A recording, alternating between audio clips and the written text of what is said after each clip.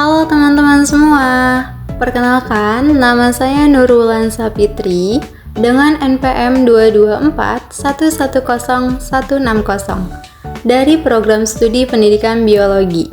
Baik, pada kesempatan kali ini saya akan mempresentasikan materi yang sangat menarik dan relevan dalam bidang hortikultura, yaitu tentang irigasi dan fertigasi tanaman hortikultura.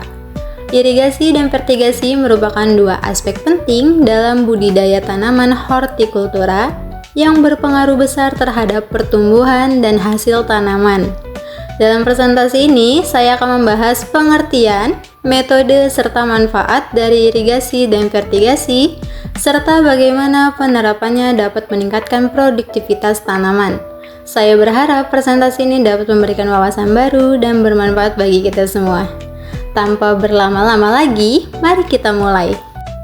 Pengenalan tanaman hortikultura. Tanaman hortikultura meliputi sayuran, buah-buahan, bunga, dan tanaman-tanaman hias yang memerlukan perawatan khusus untuk menghasilkan kualitas dan kuantitas terbaik. Nah, di sini ada sayuran. Sayuran adalah tanaman yang biasanya ditanam untuk dikonsumsi sebagai makanan ya. Mereka kaya akan vitamin, mineral, dan serat yang sangat penting untuk kesehatan. Contoh sayuran yang umum yang dibudidayakan seperti tomat, selada, cabai, dan sebagainya. Buah-buahan adalah bagian dari tanaman yang biasanya manis atau asam dan seringkali dimakan sebagai cemilan atau bahan makanan. Buah-buahan seperti stroberi, mangga, melon, dan sebagainya. Bunga dan tanaman hias memiliki estetika yang tinggi dan sering digunakan dalam berbagai acara. Tanaman hias, tanaman yang ditanam untuk tujuan dekoratif ya. Contohnya itu bunga mawar, bunga anggrek, dan sebagainya. Baik, selanjutnya apa itu irigasi? Irigasi adalah proses pemberian air secara buatan ke lahan pertanian untuk memenuhi kebutuhan air tanaman secara optimal, terutama saat hujan tidak mencukupi ya. Nah, ini meningkatkan produksi tanaman, mendukung pertumbuhan dan perkembangan tanaman, dan mencegah stres kekeringan. Terdapat beberapa jenis irigasi yang umum digunakan dalam hortikultura, antara lain irigasi permukaan. Jenis irigasi ini melibatkan pengaliran air di permukaan tanah. Irigasi tetes. Irigasi tetes adalah metode yang sangat efisien, di mana air disalurkan langsung ke akar tanaman melalui pipa dan selang kecil.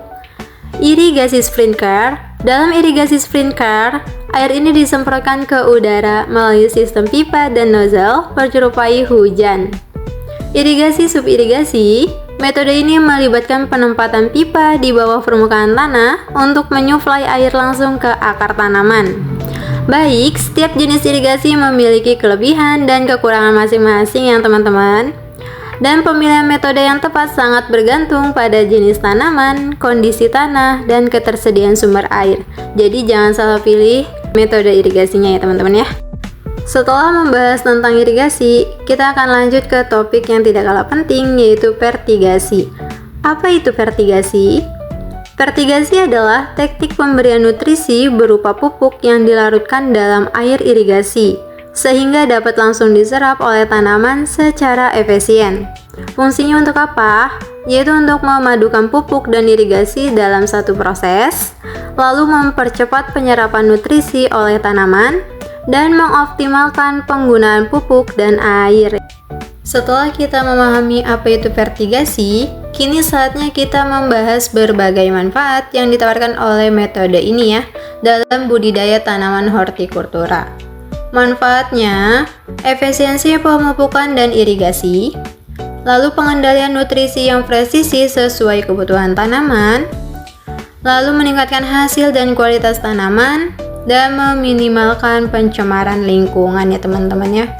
Dengan berbagai manfaat yang ditawarkan, fertigasi menjadi salah satu solusi menurut aku ya, yang sangat efektif dalam meningkatkan produktivitas dan berkelanjutan dalam budidaya tanaman hortikultura, Metode ini tidak hanya menguntungkan bagi petani saja ya, tetapi juga memberikan dampak positif bagi lingkungan dan masyarakat secara keseluruhan. Selanjutnya, kita akan menjelajahi berbagai metode fertigasi yang umum digunakan dalam budidaya tanaman hortikultura. Terdapat beberapa metode fertigasi yang dapat diterapkan, antara lain fertigasi drip. Metode fertigasi drip adalah salah satu yang paling populer dan efisien. Dalam sistem ini, larutan nutrisi disalurkan langsung ke akar tanaman melalui pipa dan selang kecil yang disebut emitter atau driver. Fertigasi sprinkler. Pada metode fertigasi sprinkler, larutan nutrisi disemprotkan ke udara melalui sistem pipa dan nozzle menyerupai hujan.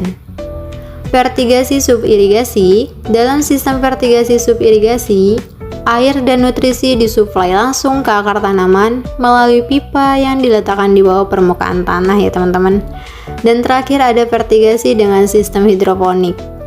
Metode fertigasi ini menggabungkan prinsip fertigasi dengan sistem hidroponik, di mana tanaman ditanam tanpa tanah dan mendapatkan nutrisi langsung dari larutan yang kaya akan mineral.